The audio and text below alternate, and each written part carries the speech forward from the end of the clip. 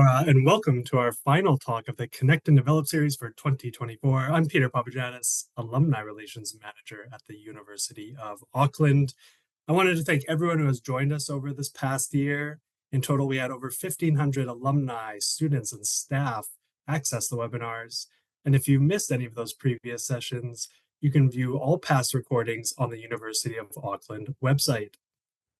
It's great to have you all here today as we discuss a topic which is top of mind for all of us right now: how to get ahead during tough economic times. Our speaker today is alumnus Geoff Cooper. He is a University of Auckland 40 under 40 recipient, an economist, strategist, and a teacher. Joining Geoff today is our MC, Brendan Griffiths, who is a career development employability consultant here at the university. Brendan's educational background is in chemical biology, but now he works with people instead of molecules in microbes. He sees careers primarily through the lens of identity and works with clients to connect their dreams of desired futures to present actions. He is a professional certified coach and has specialized in academic and career coaching. On behalf of all of us here at the university, I'd like to say many thanks to Geoff and Brendan for being a part of this series. And to everyone joining us, remember to submit your questions during the session. Over to you, Brendan. Thanks, Peter. Hi, everybody. Welcome to this webinar. I'm really excited to hear what Geoff has to say really soon. Just a couple housekeeping things before we get started. So if you would look at the bottom of your screen, there should be a little square box with a question mark that says Q&A. As we go through the talk, we'd really encourage you to toss in some questions to the question and answer bar. At the end, we're going to have about a 15-minute time for discussion with Geoff. I'll have a couple questions, and then we'll look at the questions that you all have and ask those as well. We're going to go based off of upvoting. So you'll ask a question, but also keep an eye on what other people are saying. If they ask a question that you love, make sure you hit the thumbs up to upvote that question. One other, nope, that covers our housekeeping. Let's focus on the Q&A. If there are any chat things, we'll keep an eye on that as well. But I'm really excited to get into it. So on that note, just a little bit more context about our speaker, Geoff Cooper, today. So Geoff is the Chief Executive at New Zealand. Geoff is the Chief Executive at New Zealand Infrastructure Commission, also known as the Waihanga. He's inspired by people, ideas, technologies that are helping us navigate some of the biggest challenges. On that note, Geoff is passionate about public service and working towards cities and regions that are sustainable, inclusive, and internationally competitive. He's got a really wide range of experience across the public sector, across the private sector, both in New Zealand and the United States and Asia. And as you'll probably hear in this talk, his work spans quite a broad area. So we're talking infrastructure sectors, think transport, water, energy, that sort of thing, but also urban development and financial inclusion. So that's enough for me. Geoff, I think we're all very excited to hear what you've got to say today. Right, thanks Brendan, for the introduction. So it's a real pleasure to be here talking on this topic. I recall that when I got into the job market, it wasn't far away from the GFC, a time when there was a lot of uncertainty, high unemployment, and it was hard. The job market was hard. So I'm going to talk a little bit about current state, although not too much, and then I'm going to talk a little bit just about my own journey.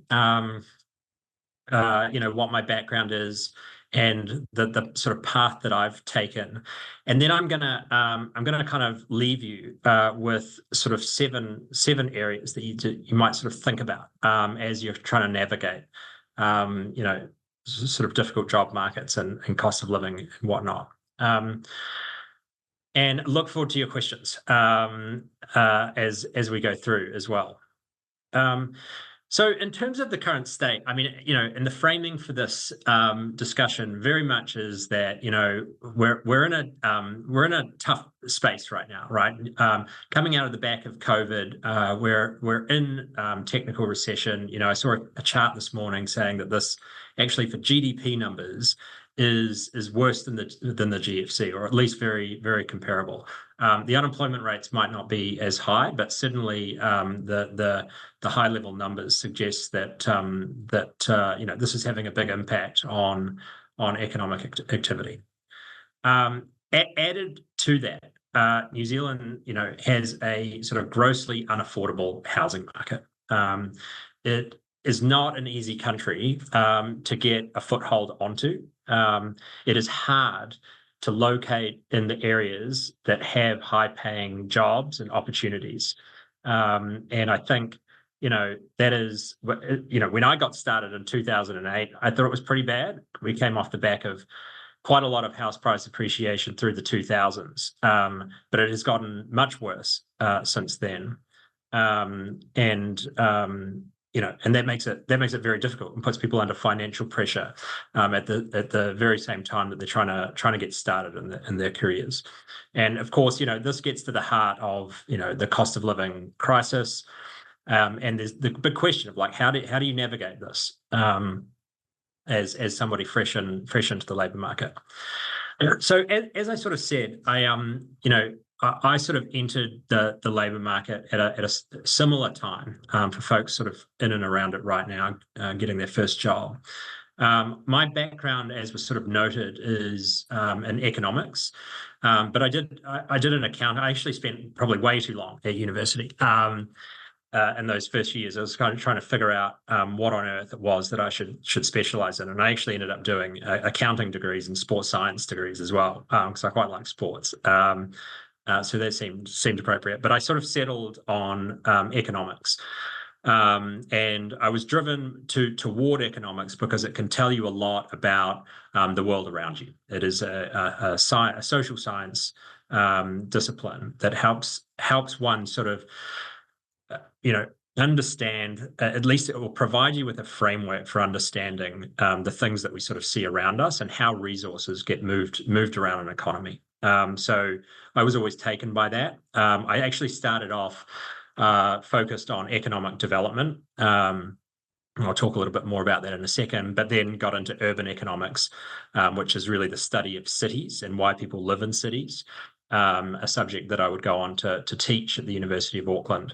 And of course, my professional career has sort of taken me into an adjacent subject area, which is infrastructure. I started out at Auckland City Council, which was what was there before Auckland Council. Auckland Council was the amalgamation of about 8 different institutions, and I was in one of those 8 institutions. My first job was as an economic analyst in the Economic Development Agency for Auckland City Council. And I wasn't there too long before I started getting itchy feet and trying to find other things to do. I did an internship at the United Nations for the Department of Economic and Social Affairs in 2010, and that was during the time that the amalgamation was happening. So at the end of that, which was based in New York, I came back to a different job at the Auckland Council. I applied for the chief economist role at a pretty young age, to be honest. I think I was about 27 or 28 when I took that role on. I was the first chief economist at Auckland Council. And that sort of allowed me to cut my teeth on some really big projects that Auckland Council, as it was coming together, those formative years. That's when they were starting to think about the business casing of the City Rail Link. The unitary plan was getting underway, and it was I think a moment in Auckland Council's history where people were looking for a sort of new vision for Auckland, and it was quite a sort of innovative time to be in local government. I did not stay there all that long though either. Soon after that, I decided that I wanted to do some graduate study. I had actually finished my master's in economics at that time, but I wanted to get an international perspective on many of the issues that I was studying in Auckland. And so I did a Master's of Public Affairs at Princeton University on the East Coast of the United States there. and sort of specialized within these sort of graduate programs, quite broad, but really started to build up a different type of skill set that I had got from the University of Auckland. Some of those softer skills around negotiation, public speaking, writing, on top of more rigorous training in economics, but also getting exposure, I think, to global thinkers. A couple that sort of stick in my mind: Jose Barroso, who was the European president of the European Commission. I was learning negotiation skills off him, which was, for somebody that has to try and find landing spots for multiple European countries at any one time, was a great person to be learning off. And so got exposure to some of these global thinkers at that graduate school, and allowed me to sort of better place the context of New Zealand. New Zealand as a very young country. New Zealand as a very remote country. New Zealand as a very small country. Our whole country is the same size as Sydney. It's the same size as a couple of boroughs in New York. So we're really small. And that having that context and seeing what scale and size looks like is very helpful for how we place and think about New Zealand. It was from the graduate school that I then got a job at the New York Federal Reserve Bank and got into financial issues and sort of global financial stability. I was on the China desk and then the European desk, looking at some of those countries that were really struggling with non-performing loans and quite fragile banking sectors. So I'm thinking Portugal, Spain, Ireland, Greece, and the like, that were having a very, very tough time of things in the early mid 2010s. But also like taking up all that was sort of New York City at the time. I was also lucky enough to have another internship during that time at the European Bank for Reconstruction and Development that fed into an advice stream to the US Treasury, and moved over to London for that period as well. And again, getting exposure to these big cities, I found really enlightening. It was around this period that we had our first son, Eli. And one thing that I sort of discovered about big cities is that they're very difficult places to have kids because kids need space, and New York does not have space. So, we stayed there for a couple of extra years after we had Eli, but ultimately that was the sign to come back to New Zealand. And New Zealand is a great place to raise a family. I came back to PwC, where I was the chief economist at PwC, and started up what I called the PwC Cities Institute, which was really taking a focus on how we go about building cities in New Zealand. And I was trying to lean on some of the evidence and experiences that I had working across various American cities at the time, and sort of bringing some of that insight back to New Zealand. And I was with PwC only, actually, as it turned out, for a couple of years. Made the very difficult decision at the time to take the role of general manager of strategy. So sort of moving away from economics at that point, but getting back into public service, which for me, I've always had the call of public service pretty loudly in my ear. And so it was a reasonably natural step to jump back in to the public sector.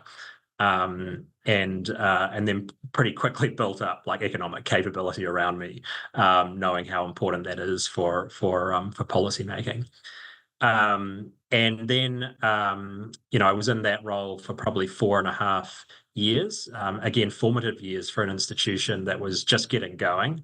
And if if you've ever had the sort of privilege to work for an institution in its very early years, you'll know it's both an invigorating time to be at an institution, but also a very stressful time as you're sort of building the airplane as you're flying it, and demonstrating results, and you're really sort of it's in many ways sort of like this clash of public and private sector where you're innovating and disrupting, but all in the public sector. And so it very much reminded me of those first few years of Auckland Council, actually. And then, more recently, I've taken the step up to chief executive of the New Zealand Infrastructure Commission. And I should also say that the institution itself, what is our purpose? To provide sort of independent advice on New Zealand's infrastructure priorities. We have purview over the National Infrastructure Pipeline, the National Infrastructure Strategy, and now the National Infrastructure Plan. Whilst I was sort of doing a lot of this, I've sort of laid out my career side of things. I also have like a very busy sort of extracurricular life. I've never sort of found work to be enough to take all of my attention, and so I have got a series of things that I do outside of work, and I sort of raise these because I think it's a really important thing to have, actually, for good balance. I mentioned early on that I originally started out in the world of economic development and thinking about developing countries, how do developing countries grow, how do they become prosperous over time. And that really, I did my dissertation in microfinance, popularized by the Grameen Bank and Muhammad Yunus, probably in the early 2000s now. And I was sort of very much inspired by Muhammad Yunus and the work that he had done in essentially creating microfinance institutions that lend small amounts of money to female entrepreneurs. And the innovation that they brought to the product was this idea of joint liability, that rather than lending to an individual, we'll lend to a group, and we'll use the group dynamics as the incentive to help generate high repayment rates. And it turned out that when you lend money to a group of five women for business purposes, that the repayment rates that they achieved were above 99%. Far more secure than just about any other bet in the financial system. And that really took off in Bangladesh. But it had not taken off in Myanmar, and Myanmar sort of neighboring Bangladesh. And so I, with a friend of mine, in those early years, actually started saving our own money, thinking, one day maybe we'll start our own microfinance institution. And we had the opportunity of a trip to Myanmar through the Presbyterian Church. And actually ended up meeting a whole bunch of people over there that we thought could build a microfinance institution. There weren't any in the country at the time. It was ruled by a military junta, and so there were really no financial services. And we ended up setting up one of Myanmar's first microfinance institutions. That was 17 years ago now. It still continues today, lending money out to poor entrepreneurs. And we built up an institution in New Zealand. It was volunteer-led for the most part here, but we were running a bank over there, and that took a lot of my time outside of work hours. And I think also let me kind of breathe a little bit more into that not-for-profit space that has always been so important for me. Other things that I sort of lent into, sort of a little bit more left field one in those early days. I set up a group called Run New Zealand, and we ran the length of New Zealand to raise money for HIV/AIDS, the global pandemic that was at its highest point in those sort of mid-2000s as well. And more recently, I've actually sort of got into much more sort of long distance ultra marathons and the coast to coast, which I did this year. And I think that those sorts of things are really important to have extracurricular stuff, but to strive for excellence in those areas as well. So that's just a bit of a sort of background, I suppose, on my journey. I'm going to now sort of segue a little bit more to sort of like where to from here. Like what sort of advice would I give you, or at least can I sort of take from my own journey? And I've got sort of seven takeaways here for you to think about. I'll try and be a little bit provocative, maybe help with some of the questions that are coming through as well. Okay, so point number one, invest in yourself, right? Education. I think the return on education is exceedingly high. It is higher than the returns of the housing market. And it is worth sort of just reflecting on that. If you're unsure what to do, or you don't sort of have a clear way forward, you can do a lot worse than just by thinking about ways to invest in your own skills and capabilities. Yes, that can be through the sort of formal tertiary sector. You can think about degrees and whatnot. You can also think about internships. New Zealand does not have a culture of internships that is different to internationally. If you go and speak to an American grad on the East Coast, they will have a whole section on their resume titled internships, and they will have like 6, 7, or 8 of them.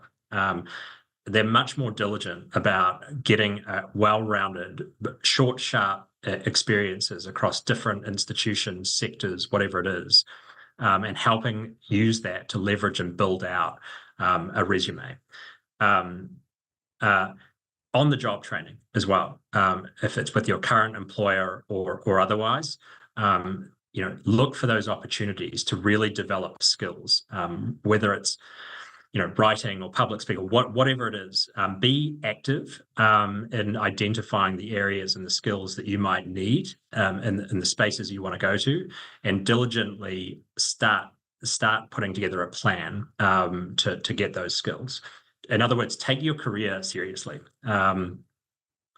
Mentors, I would put in this bucket as well. As you're sort of trying to get a foothold on things, reaching out and asking people for advice is a great thing to do. You might have more structured mentors. You might think about mentors in the sector that you want to be in, perhaps the business that you want to work for, or people in interesting areas that can give you more general career advice. It's always a good thing to do. And actually, that's not advice when you're young, it's advice at all times. So that's number one, is invest in yourself and don't stop learning.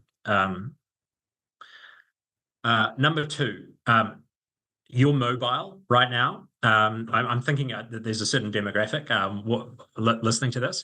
You're mobile. You're probably never going to be more mobile than you are right now. Be mobile. Be prepared to move to where the opportunities where the opportunities are. The ability to be mobile and move around for things is like a competitive advantage that young people have and many times over people that have families or folks that are saddled with debt because they've got a house, right? So take advantage of that. That's your competitive advantage, and you can use it to your benefit. And it's certainly something, as I outlined in my own career trajectory, that I lent into a lot in those early years. Number three is take calculated risks and have lots of irons in the fire. Okay, I always used to have a rule when I was sort of getting started, whether I was kind of looking for a job or thinking about a graduate school to go to or whatever it was always the rule of 3. Have 3 things on the go at any one time, because you're always going to get kicked back, right? And if you only ever have one thing on the go and you get kicked back, you're back to stage 1, and it's all just going to take a lot longer. If you've got 3 things on the go, you start seeing that opportunities generate. There'll be more of them, and you'll have more options in which to traverse the sort of career path. There's also this sort of this idea in the world of like negotiation, and it's called BATNA. It's worth knowing about. BATNA stands for the best alternative to the negotiated agreement, right? There's a short way of saying have alternatives. If you've got alternatives, you're in a better negotiating position. And that is true of, anything that you're trying to lend your hand to. try and have alternatives and options that you're thinking about. The rule of three is not a bad one. Having three things that you're thinking about at any one time for a particular direction that you want to go into. Okay, number 4 is kind of provocative. Buy a house later.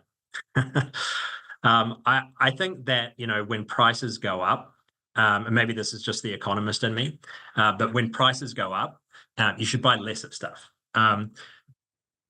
High house prices is, it means that there's a big trade-off to purchasing a house right now. Not least, you're going to take on a lot of debt. It's going to hurt your mobility. If you want to move, you either have to sell the asset or rent it out, and that can be hard. It's all your eggs in one basket. So I think there is reason to actually, in those early years, look at the housing market and go, actually, like, there might be some better options that I want to think about here. I always reflect on the environment, again, of folks living in London and New York. None of my colleagues in New York owned a house before they were about 35. New Zealand has quite a particular culture around sort of needing to get on the housing market. And I think as prices have gone as high as they have, that carries significant opportunity costs. And it is worth thinking about those things. It is much more difficult to take risks in your career life if you are saddled down with, 7 digits worth of debt. So that's number 4. Number 5, equally provocative, especially after yesterday's announcement. Avoid work from home like the plague. I am sort of the view that particularly when you are getting started in your career, that you need to be around people. You need to be in their face, learning from them. And the learning environment for folks just getting into the labor market now across Zoom is very difficult. Now, I am a little biased on this because, I'm an urban economist. Like, I teach the economics of cities. And what are cities if not the absence of space, right? That is what cities are. The existence of cities tells us that there is value in proximity. There is value in being around other like-minded people. The literature and evidence on the benefit of being around other people is not nascent. It has been around for decades. It is called agglomeration economies. It is like a hallmark of urban economics. There is a reason why we have skyscrapers. There's a reason why we have built-up areas where there is great density. It is because the benefits of proximity are so great. And I have sort of, I suppose, come to have a view that is particularly important when you're early on in your career. Okay, that's number 5, work from home. Avoid work from home. Number 6, get around other inspiring people. You sort of are the people that you're around. You're going to learn and this is kind of related to number 5, but you're going to, like osmosis, pick up the ideas, the innovation, the entrepreneurship by being around other like-minded, smart people who are driven, innovative, just perhaps disruptive, wanting to make a difference. If these are the sorts of people that, if this is the vision you have for yourself, being successful, getting around other successful people is a great way to get yourself on a fast track to that. Personally, for me, that meant getting around, some of the great economic thinkers of my time. And I learned from 3 Nobel laureates in my time. I was very lucky too: Daniel Kahneman, Angus Deaton, and Paul Krugman. And being around those people and learning and understanding how they think and the questions that they ask is, it really changes your perspective and the sort of altitude at which you're able to sort of operate. And so I think that's something that I've sort of discovered to be really, really important. And number 7, and the last one, is try and solve the big problems. Do not sweat the small stuff. Gravitate towards the big issues. And that means needing to know and assess what the big issues are, but then leaning into them, right? We only get one career, we only get one life. Better to spend that thinking about what the really difficult problems are. And that is most of the reason why I work at the Infrastructure Commission, because I think that infrastructure is so central to many of the big problems we have. So those are the sort of 7 things. Invest in yourself. You're mobile, be mobile, take calculated risks and have lots of irons in the fire, buy a house later, avoid work from home like the plague, get around inspiring people, and try and solve the big problems in front of you. So I'm going to leave it there and leave the last 15 minutes for to answer a few questions. Should I just go through these, Brendan? Yeah, let's jump into it. Before we jump into the questions from the audience, there's just a couple things I wanted to follow up on you with, and I think that'll give people, if there's any people who have more questions or you haven't yet upvoted your favorite question, now is the time to do that. So Geoff, you talked a fair bit about the need to invest in yourself, right? And I really appreciated you pointing towards like internships and mentoring and so on, besides just like, oh, go get a master's degree. One thing I frequently observe as a career consultant is that for a lot of students, particularly younger folks, like early 20s, nearing graduation and that sort of thing, there's often a mindset of, oh, I'm not quite sure what I'm aiming for in my life, so I'll get a master's degree because that'll give me more time to figure it out. And I'm curious with this cost-benefit of an analysis of knowing that education is quite expensive, especially if you're an international student or something. Like I saw you studied at Princeton. I just went and looked up their master's tuition, like it's easily a 6-figure kind of debt situation. So I'm curious, what are your thoughts for the cost-benefit analysis of further education when folks are in a place where they're honestly not quite sure what their vision is of their future? Yeah, okay. Few comments. First, simply going through the process is a very useful one to help yourself understand what you're passionate about. Going through an application process will, these places are not easy to get into, of course, but you have to have references, you have to write personal descriptions of why they should get you into this institution at this time. And the process itself is actually very instructive for one's own thinking in terms of the why. So I think that the process itself is quite a useful one. What was the second part of your question, Brendan? I think that's the bulk of it, right? The cost-benefit analysis of further education. Yeah. So just one other thing I'll touch on there. I think for New Zealanders, we're not used to these big numbers that people spend on education in and around the world. I wouldn't let that get you down. There are an enormous multitude of scholarships, pathways that you can find that will come out, seep out of the ground to help you find a way to fund the institution or the graduate study or whatever it is. You could work on the campus, for instance, which is one of the options that sort of came to me. So my reasoning, my sort of clear message there is like there are pathways to do this that don't involve saddling yourself with debt. And actually, the more you find out about them, the more you realize that there are. Thank you so much. Let's get into our most upvoted question. So what are the practical ways to solve the gap between the infrastructure that New Zealand has and the infrastructure that it needs? Yeah, well, this is a very technical question. It's a great question. It's one we're focused on right now. And I've given presentations on this one quite a bit in the last little while. I mean, look, what I would say is that we're really deeply interrogating what this word "need" actually is.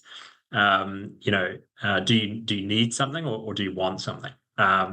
And what we've sort of found is that like when we pay for things, like when we have user charges, what we perceive ourselves to need is actually a lot lower. But when we don't pay for things through user charges, when we pay for them through rates or taxable funds, oftentimes will perceive the need to be much greater than it is. And so, part of this, and putting my economics hat on, if you underprice a service or a goods or services, if you underprice things, you can expect overuse of the asset, right? And if you have overuse of the asset, you're going to think you need more infrastructure than you actually need, right? So if you've, for instance, got leakage rates of over 50%, like we do in Wellington, you're going to think you need a lot more storage, right? If you don't price your roads and have congestion charging or tolls, you're going to get overuse of the asset, and you're going to think you need more roads. Same with waste facilities. If you undercharge on waste and waste levies, you're going to think you need a lot more capacity to process waste. So, these are all really important questions as you're starting to toll up and sort of add up all of these things that we call needs. Because having gone through that process ourselves, once you add all of those things up, you realize pretty quickly that you can't afford it. The headline number that we have is that if you wanted to sort of pay for all of the needs that we have, you'd need an increase in taxes in the order of 21%, which is not going to get anybody elected. So so that's a few of the things we're thinking about on that question. Yeah, defining what is actually needed is quite a difficult question, and that applies to the individual thinking about their future as well. Right. And back to that thing of like, do I need more education, or do I need to put myself out there for a job kind of thing? On that note, before we go to the next question, I'm curious, how are you making that? You've made quite a lot of rapid career moves. Like when I looked at your LinkedIn and you talked through your career story, there was a lot of like pretty big jumps. And you talked about like maybe feeling a little bit too early to go for that first chief economist role.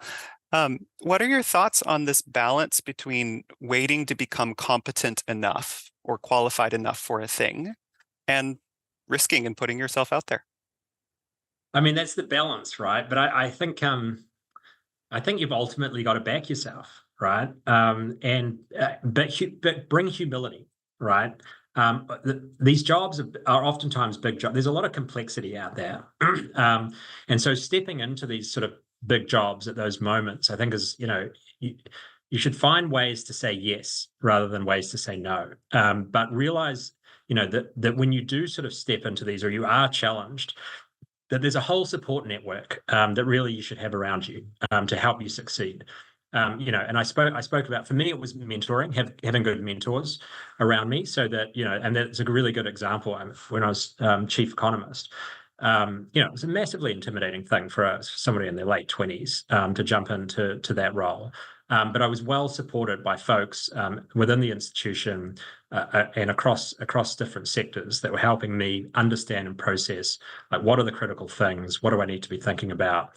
And the truth is that, like, you put yourself in these positions and you'll surprise yourself. You'll learn fast. Learning on the job is a thing, and it happens. And there are sort of sharp learning curves, but with the right support, you can do them.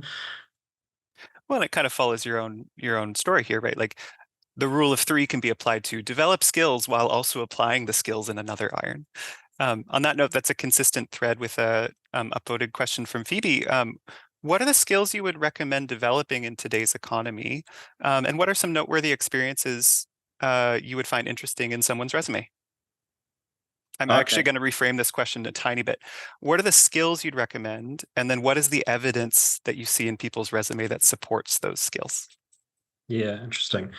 One thing I would sort of say about the skills, and we've talked about this as a difficult environment, first stepping into the labour market. But in fact, when you think about it, like the sort of technological change that we've had over the last 10 years, right, has been quite tremendous. And it is this generation really that is now stepping into the workforce with this massive technological advantage over others that have been in the labour market for 20 or 30 years, right? Who are still coming to terms with, like, what's Chat GPT and how should I use it, and all, and this generation coming in, this is all sort of just second nature to them. This generation has a huge amount to offer when it comes to that technological change and how we can do things faster and quicker and more succinctly with better comms and all of these sorts of things. So just realize that, like, whilst there's some unders, there's some overs as well. In terms of skills, I guess I'm coming at this from the perspective of, somebody working in the public sector, working for, an influencing organization. So what are the things I look for? Look, there's some really basic things. I think for us, like writing skills, negotiation skills, high EQ skills, they're all, the soft stuff's really important. I think that the quant skills are something personally I'm always looking out for. What are the sort of methods that you bring to a problem? How do you think about a problem? What's the way that you break it down? What's your framework? Because certainly when it comes to the public sector, there's a huge amount of complexity out there. And there's sort of a temptation just to equivocate on everything. There's a lot of ups, a lot of downs. Who can tell? Like, it all just seems a little bit random. And that is entirely an unhelpful view to bring to really difficult problems. What we need to do with difficult problems is break them down into bite-sized chunks, bring evidence to it. And show how we're going to sort of make progress towards understanding what the issue is, and then what interventions we might need to make. So those are, the sort of skills that I'm looking for, is how are people innovating in the workforce, and how are they going about problem solving. How do you demonstrate that is a very good question. Because it at times can be quite a soft thing. I actually think through the interview process, I mean, when I interviewed for the Federal Reserve Bank, it was a full day interview, 8 hours of interview.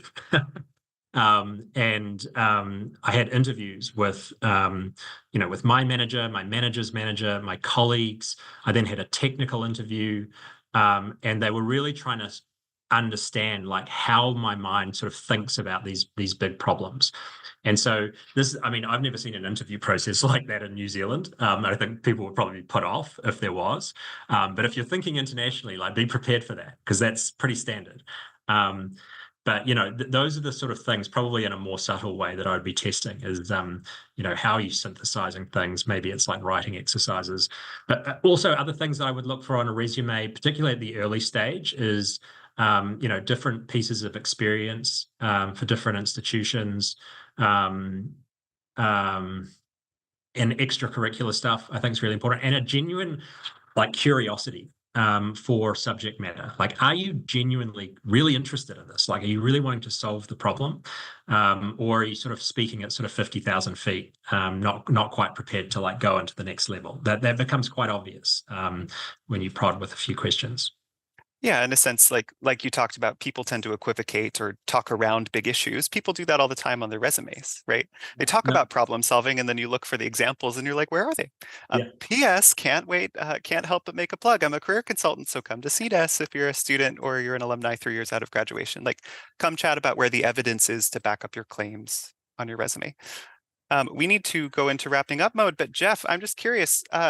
15 to 20 seconds. What's your hot take on how any of this applies to people? We've talked a lot about people at a younger stage in their career, maybe early graduates in their 20s or early 30s or something. How does any of this apply to a person who might be in their 50s or 60s?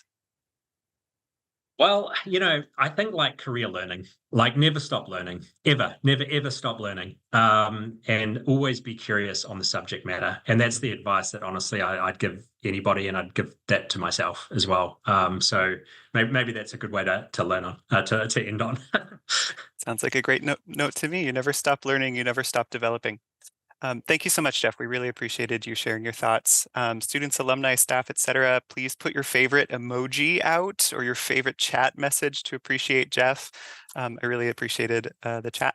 I think on that note, we're out of time. This was our last webinar of the series this year, but I come back in 2025. I think the first one of next year is March 2025, if I'm right.